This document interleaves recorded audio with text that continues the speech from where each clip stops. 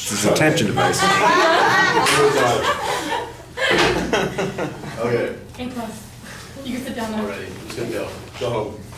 Alright, so Donald Trump for me is a very somber topic to proceed a speech about. The reality that this man could become our president is a bit surprising. He talks a big game, but following through his claims is where I believe he will struggle if elected. He has a lot of support from Republicans, but why? Honestly, he is the epitomization of the qualities and platform the Republican Party have been so aggressively searching for these past 7 to 8 years. The reality is that this presidential election and the primaries alike have always been comparable to a reality TV series. The three function on the same principles of popularity, appearance, and content. Elections have and always will be a shit show of sorts, sort of like today, being we're picking from a bad lot. And it dates back to the infamous presidential election of 1828, the beginning of what is recognized as mudslinging. We're making the opponent look bad as a tactic used to advance yourself. A presidential election, while having much to do with the platform candidates support, somewhat regrettably is also heavily based on the manner in which they carry themselves, as well as the way they, their ability to influence people. So why is it this way? That's a question that relates back to human nature and the way we think. It's not what you say, it's the way you say it. This is very true and applies even to something as important, to us at least, as the presidential election in the United States. So I follow a page on Facebook called Business Insider. And literally just a couple of days ago, the article titled, A Harvard Psychologist Says People Judge You Based on 2 Criteria When They First Meet You, appeared in my feed. Being the people pleaser I am, I clicked on the article to find out a little more information on how to get people to like me. What I read at the moment, I applied it to myself, but while writing the speech, it suddenly appeared in my head that I could apply it to Donald Trump.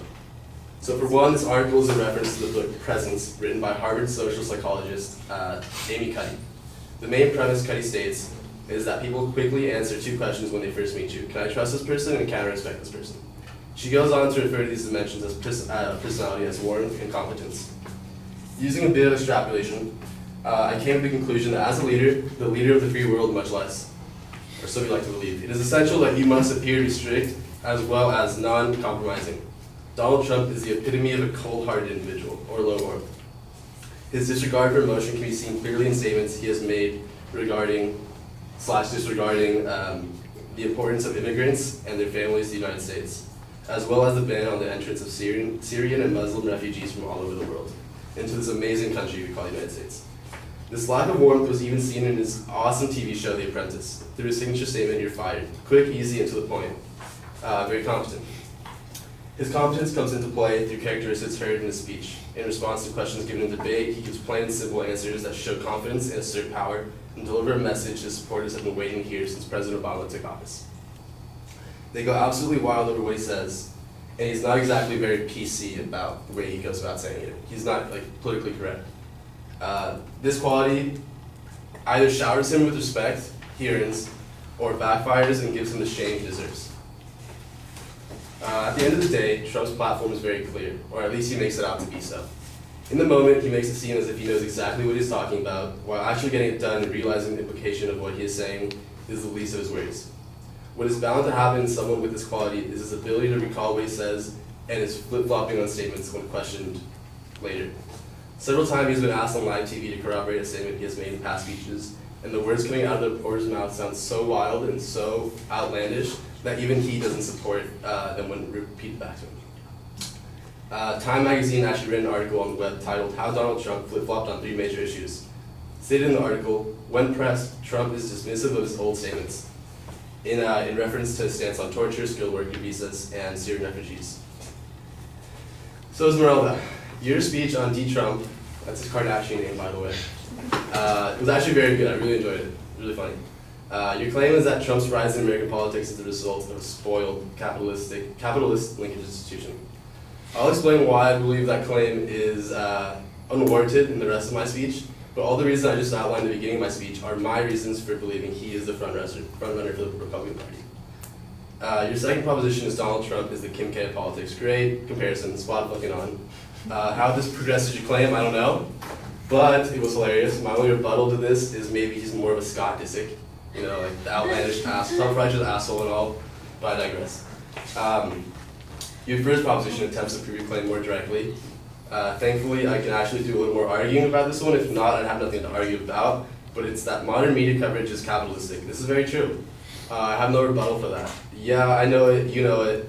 I would hope everyone in here knows it. And honestly, anyone who doesn't know that should not be allowed to vote. And yeah, that's a little bold, but like my grandma always says, you can't always trust what you read on the internet. So you relate media's capitalistic qualities to Donald Trump by inferring that when news stations cover Trump, they make money off of it too. So they want to make money, and Trump makes the money, so they show a lot of Trump. I agree, news stations do talk about Trump a lot, but most of what they show about him isn't positive. It's similar to the Time article I mentioned before, the one that makes him look like a fool. Your evidence for this is, I believe, actually the only statistic you provided in your speech. It's that Trump has spent $10 million on television ads, but he has benefited from an estimated $1.9 billion in free media coverage. So that free media attention is news stations, televisions, as you said, but I think what you forgot about is the online social media aspect. All those videos of Trump being shared online, the ones where he looks like a fool, people want to like make fun of him because they want to share their opinion because they think it's funny to roast Donald Trump. That's what's really contributing to most of that $1.9 billion. That's the free media attention. So, so if anything, this media attention should not be bringing him up, it should be bringing him down, which is direct conflict with your statement that it's this rise in politics. Continuing that statistic, Democratic frontrunner Hillary Clinton has spent $27.9 million in paid ads and benefits from $764 million free media attention. The difference in support for each candidate could stem from the fact that one is Democrat and the other is Republican, so different parties, different supporters. But honestly, I don't really watch TV that often, so television ads don't exactly affect me. I feel like TV is kind of decreasing in popularity in recent years. It's a growing trend in modern society. But I totally agree, he is on the news a lot. I see that, I just don't see him on TV myself. Like I said, news clips on Facebook, whatever, so the fact that Trump doesn't run that many TV ads. So the fact that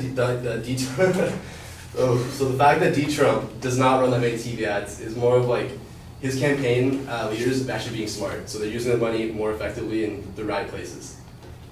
Which goes back to his campaign strategy being A1 and being like an all-around like good leader in a sense. Just not the right type of leader.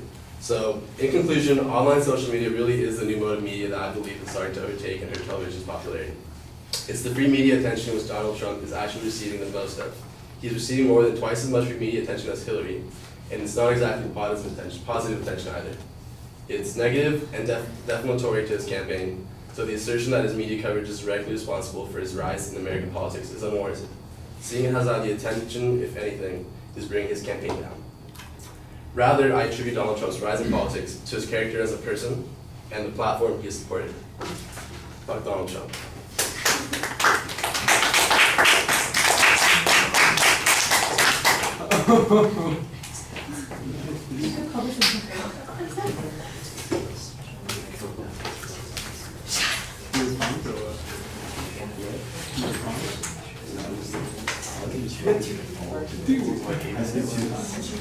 $8.20.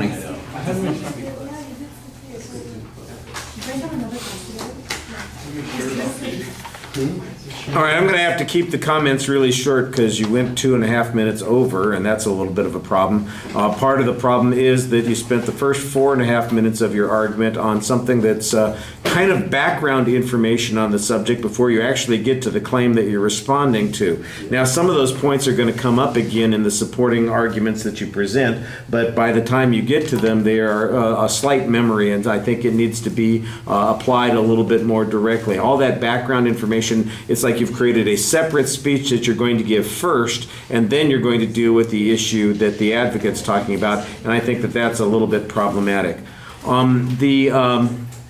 When you finally get to that point, I do think that you have the right argument here to suggest that the free media, well, there is free media. It actually doesn't seem like it should be benefiting him because it's, like you said, a lot of it is defamatory in nature. So even though there's a lot of coverage, we're getting the counter reaction. And then basically, toward the end, you give this alternative explanation about why Trump has become successful as a candidate, and it ties into some of the things that you said earlier in the process. But like I said, at this point, it's a very indirect relationship, and it should be, I think, a lot more direct. Okay, I got to stop there. Thank you.